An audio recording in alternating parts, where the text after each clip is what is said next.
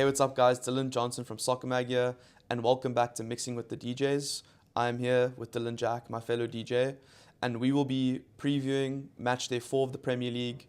It's been a boring international break. Not much has happened. Thankfully, Springboks vs New Zealand was in the middle to break it up.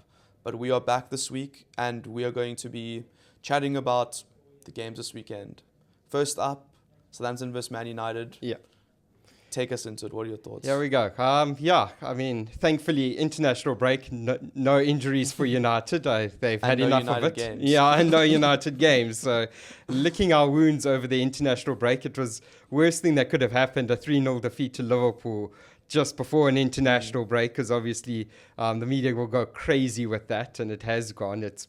Erik ten Hag took over a testimonial match in Netherlands and lost it and then won it, according to the English media, and then they sort of ran wild with it, they've obviously got their guns out for Ten Hag already.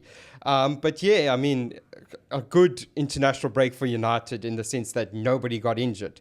Manuel Ugarte got some very good game time. I'm really looking forward to seeing. I think he comes straight into the starting lineup for this game. 100%. Yeah, he's going to start. Holding thumbs that Rasmus Højlund can at least make the bench for this game. It's unlikely that he does, but I'm holding thumbs that United at least have a striker, proper striker to call from the bench. Haven't had that. But otherwise, I think Joshua Zirkzee has done well for the Netherlands over the international break. So I think he probably holds on to that starting striker spot, and hopefully the sort of players just get their stuff in order, and hopefully Ten Hag just has his stuff in order and has been able to use the break to just see, okay, what are we doing wrong structurally that he can fix? Because those are things that are under his control and things that are his responsibility. And there are big structural issues that he needs to sort of fix, obviously the midfield being a big part of that. I think with Ugarte starting with Mainu, hopefully coming off a good he's been playing well for England, so I think it's looking good. I sort of saw that Marcus Rashford's been doing a lot of work in during the break as well. He's been doing a lot of good work, so hopefully he's also up and running and he's ready to hit his straps. But the big thing that United need to do in this game is they need to get these players closer to the goal. We don't need Marcus Rashford being a deep-lying playmaker. Get him close to the goal. Get Bruno. And I was watching Bruno Fernandes playing for Portugal, and the fact that he and Ronaldo's obviously very much a penalty box player at the moment in his dotage. So, but Bruno Fernandes, the closer you get him to the box, the better he plays, the more goal contributions he gets, more assists that he gets. If he's playing deeper and deeper and deeper, he's not going to get that. So that's what United need to focus on, getting Rashford into the box, letting him run into the box, letting him take players on. That's what United need to do. And if they do that against the Southampton team, because this Southampton team hasn't looked good. They've been very, very poor, very average. They look favourites to go all the way back down to the championship. So I think if United get their forwards on the front foot, manage to hold on to the ball and show a little bit of what they were showing against Fulham and in the first half against Brighton, I think there's something there to work with. And I think that, and this is a must-win. United can't afford to drop points against Southampton, even if it is Southampton away, The record's very much in United's favour. Probably not going to see another 9-0 in this game, but, it needs to be a good one. It simply has to be a good one. It has to be a very good performance. It doesn't just need to be if it's another scrappy one, I think there's again still alarm bells ringing about what Ten Hag's trying to do with this team. If it's just another scrappy 1-0, yes, it's 3 points, but there's still going to be concerns. It needs to be a very good performance and it needs to be a solid win. I agree completely. I think we said before that there will be no positives if United don't get 3 points from this game. I think Southampton they look like the worst team in the Premier League at the moment. Their goal scoring is terrible. Their defense is terrible. Yeah. They haven't really played, I think, top teams yet. No. So they're there for the taking. Yes. And this is the perfect way to bounce back. Yeah. And if you don't bounce back, then the question marks are even worse. Like you said, they're already watching him doing a testimonial. Yes. Now imagine his bounce back after a 3-0 loss to Liverpool at Old Trafford is a draw or loss. a scrape. Imagine a defeat. It almost feels like it would be over. It would be so bad. But personally, I can't see United not responding. I think the players that you guys have, especially, also excited to see how Ugarte plays. Yeah. There's been a lot of talk about him, and I think everyone knows what he can do. Yes. It'll just be interesting to see how he changes the United midfield, because it has been, like Gary Neville has said, a graveyard. Yeah. I mean, there have been so many talented midfielders over the past 10 years that have come here and just withered, besides Casemiro in his first season. Yeah. So it'll be great. It'll be really good to see what happens. Yeah. What scoreline are you thinking? Yeah, I'm thinking a 3-0 to United. It has to be a 3-0 to United. It has to be a strong response. Ugarte adding a bit more energy, a bit more legs into the midfield. He probably doesn't solve everything. Again, it's structural issues coming from the management and the coaching. That's some of the problems that United have in their midfield. But he does solve some of those with just the legs that he has and the energy. And I think that makes a big difference for United. So I am thinking a 3-0 win for United. Yeah, I think he definitely, like we saw against Liverpool, De Ligt and Martinez isolated at the back 4v2. I think Ugarte is a lot more aware of that happening. Or even though Casemiro is, Ugarte can stop it. Yes. He's got the mobility. Yes, and the other thing is that I don't think the Southampton team is anywhere close to the Liverpool team. No, exactly. That Liverpool team that has sort of challenged for titles. Not that they have all those players that Klopp had challenged, but they still have that quality. They still have the quality of a top 4 team, of a team that once challenged Man City. So, that is a very settled unit that Slot has taken over. So the Southampton team is nowhere near that.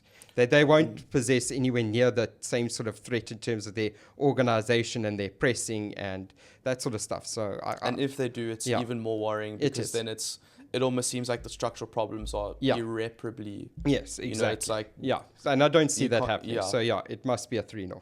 I think I'm going to go 2-1 United. Fair enough. Okay. Because I think I do think United will bounce back. Yes. And I think they will be dominant. I think they'll probably have 60% possession, have probably 10, 15 shots at goal. Yeah. But there's just something about United that they seem vulnerable, where they go through 10, 15 minutes where it's a mess. Yeah. And Southampton will probably have 2 or 3 counterattacks, and then they'll get a scrappy goal. Yeah. And then it'll be game on for the last half an hour or something like that. So that's what I'm thinking, but I think it'll be a great game. Moving on, we have Brighton versus Ipswich.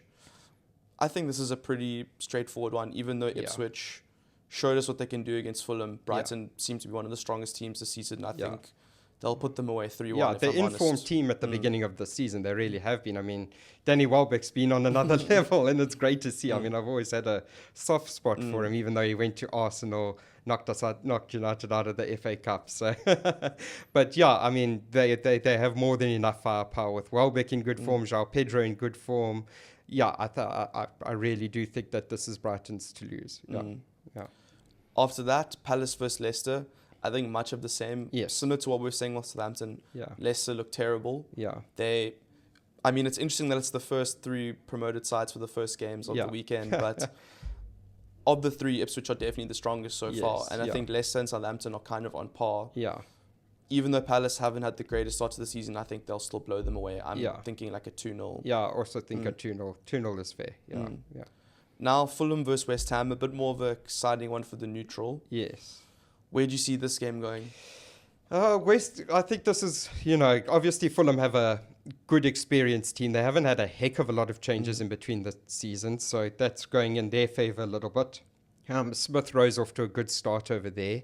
But I think West Ham, this should be their game. This is a game that they need to target. It's going to be competitive. It's going to be an even game. But I think West Ham need to get up and running. If there's been a lot of expectation given the number of signings, and that's probably almost because it's almost the opposite to what Fulham have done. Yeah. Fulham have sort of stayed solid. They've kept a relatively same team, and it's a very experienced team, as I've said. Whereas West Ham have gone and almost overhauled their squad. So their sort of new signings have still got to settle. But Aaron Wan-Bissaka looked good in his last game. So I think with that in mind, I think this is maybe West Ham's just by a pinch. I think going for 2-1 to West Ham, I think. I agree. I think it's going to be tight. Yeah. Like you said, also I think the problem with West Ham going in, they've made a lot of changes, but the signings that were there that were making a difference, like Paqueta and Jared Bowen. Yeah. They haven't really hit the ground running No. this season, other than a penalty or maybe a scrappy goal here and there. Yeah. And if they want to show that they are pushing for the top four, which they're trying to be Aston Villa this season, with Yes. they've spent I think over 150 million, Yeah. and they brought some great players in. This is, like you said, they have to talk at this game. Yeah. I can see it being a 1-1 draw. Yeah. Just because I don't think West Ham have really shown me anything. They've kind of slightly fallen below my expectations, Yes. even though Yeah. they haven't had the easiest start to the season. I still think that the gap between Fulham and West Ham isn't actually as big as it should be, considering the investment. Yeah. So I'm going to go for a 1-1. Yeah. But I can easily see it going, 2-1 either way. 2-1 either way. Yeah. Moving on, another big one, Liverpool versus Nottingham Forest. Yeah. Let's take this one. I'll take this one. I think this is going to be a pretty comfortable day in the office without, touch wood, without being too arrogant. I think there's nothing this season that's really given me any anxiety, especially, at Anfield. I don't really see this being a speed bump. I think Alexis McAllister had a knock, but he should be fit for the weekend. Harvey Elliott just got injured, but I think he's only played 7, 8 or 9 minutes this whole season. Yeah. He hasn't really been used. Yeah. I think this will be a comfortable 2-3-0. I don't think Forest are good enough. Maybe 1 or 2 chances, which Liverpool seem to inevitably give away, but no team can keep opposition out for 90 minutes. It's impossible unless you're Man City. I think it'll be interesting to see if Slot rotates after the international break, because there were some players that didn't play. I think Darwin Nunez, he stayed behind. It'll be interesting to see how over this next month period, how he integrates him into the squad, because for the past 3 games, it's been unchanged. And exactly what's expected to happen has happened, besides overperforming against Man United, maybe.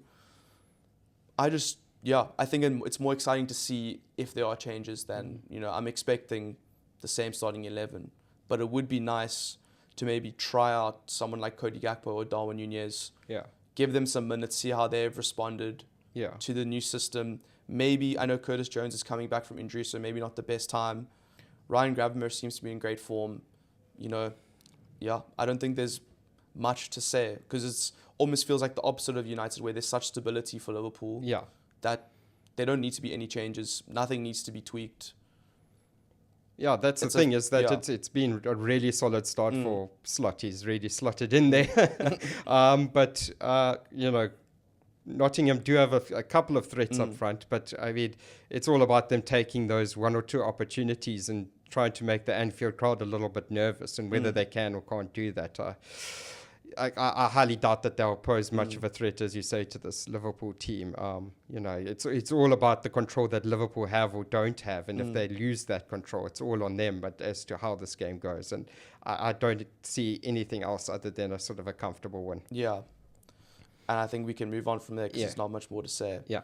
Man City versus Brentford. Yeah. What do you think of this? Again, Brentford are tactically a very good side, but the firepower that City have is just unmatched. I mean, Ipswich are also a very good tactically well-coached team, but they could only stay in the fight for so long. It worked for 30 seconds. Yeah, they were ahead for 30 seconds, and then City's firepower kicks in, and that's the thing. You get, playing the City team is almost like playing the United team of like the mid-2000s or the late 90s.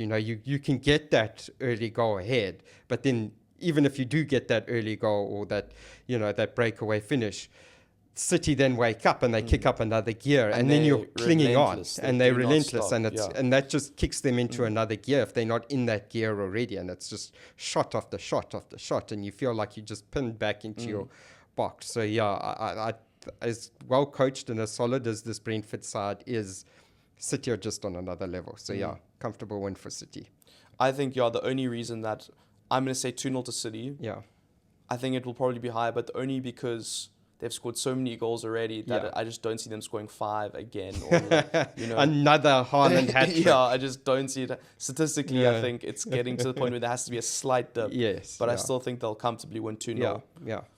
Yeah. Moving on, Villa versus Everton. Yeah. Everton have been... Actually, we should be corrected. Everton have been the worst team in the league They this have, season. yeah. They've been absolutely terrible. Yeah, they've done nothing up front. There's nothing in their midfield. They really miss on Amadou Onana, who's gone over to Aston Villa. Andre Onana. Yeah, but whichever one. Yeah, Amadou Onana, who's gone over to Villa. It'll be a return to... Yeah, you know...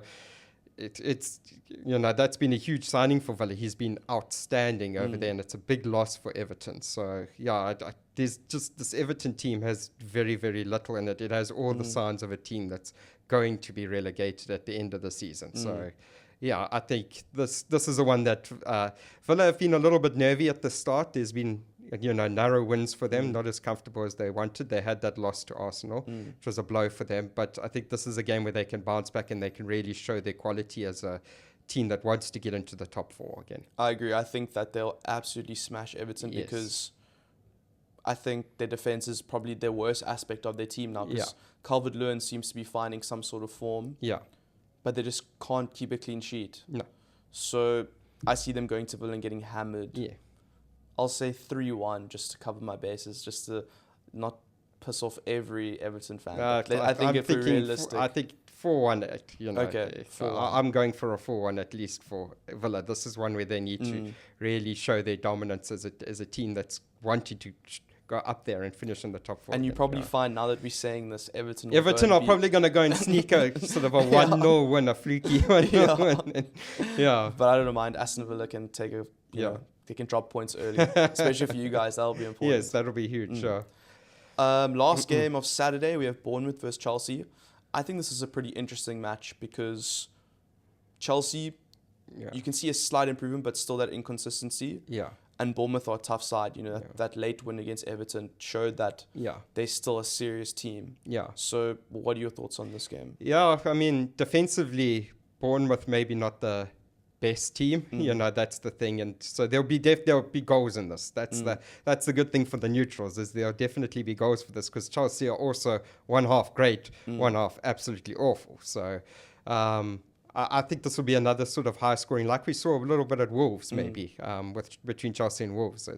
This will probably be a high scoring win for Chelsea. I think sort of a 3-2 or something, or a 3-1 to Chelsea would probably be a fair scoreline, I think. Yeah, I'm going to go for a more relaxed approach. I'm going to say 1-1. Yeah. Just because I think that Chelsea are probably going to have an off week. I just have a feeling.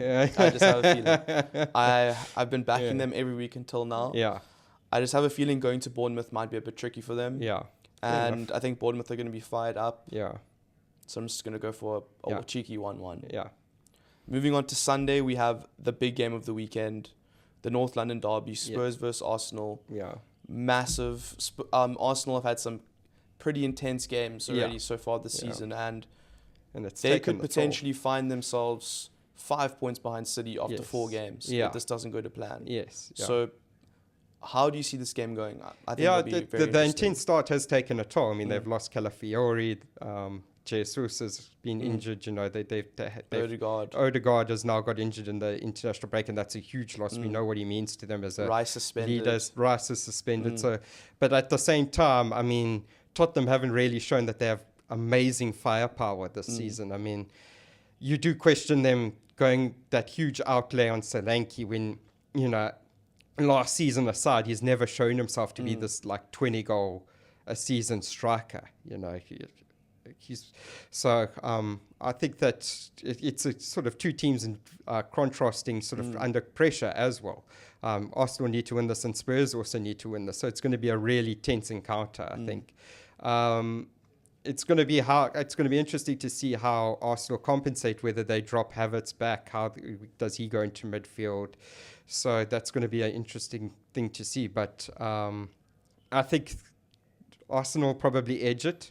I think they just because they simply have to win this game. I don't see that same sort of motivation. I don't think for Spurs, no disrespect, have ever really had that same grit. No, that I think Arsenal have shown under Arteta in the past. Yeah, that's the thing, and the tactical nous as well. I think Spurs can also be very tactically naive and one-dimensional when game plan A doesn't pan out. It's game plan A all the way. It's game plan A all the way. We know exactly what they're going to do. Yeah.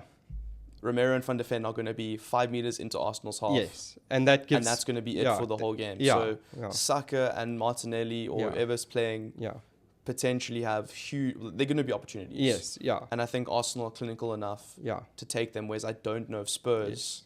I think against Newcastle we saw Spurs can create a lot of chances. They can create good chances. Yeah. But they just can't finish them. No, they just don't have that number 9 that they need. So, and if Son isn't getting in there, then there's very little there. So I do think that this is Arsenal's. This is I agree. I think I'm very interested to see who they play in midfield because, and I think this will also be a massive test because I think Declan Rice was fit for probably 99% of last season. He was huge for them. Yeah. Now to not have him, and I think Odegaard, two massive. Now they have Thomas Partey. Yeah. Do they drop Havertz, which wasn't really that effective last season? That was almost that period where they didn't hit 100%. Yes. Then when he moved up front, I think it was after January, and they started blowing teams away. Yeah. I don't really know, I'm not sure who they're going to play in the middle. Yeah. So we'll see. But I'm going to give 2-1 Spurs, but I think maybe a late winner. Yeah.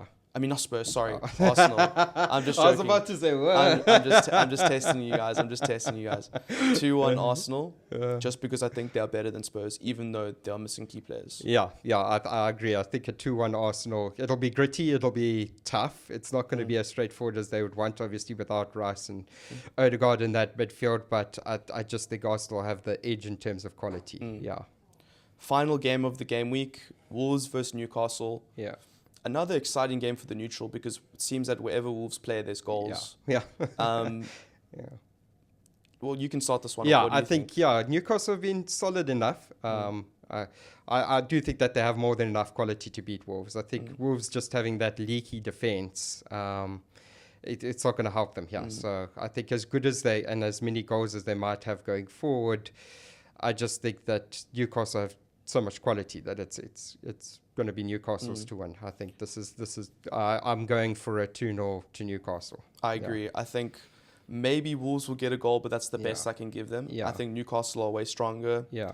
I think Isak's in good form. I think Gordon's in good form. I think Gordon had a good international break. Yeah, he did. So I think it's pretty straightforward. Newcastle 2-0, maybe 2-1. Yeah.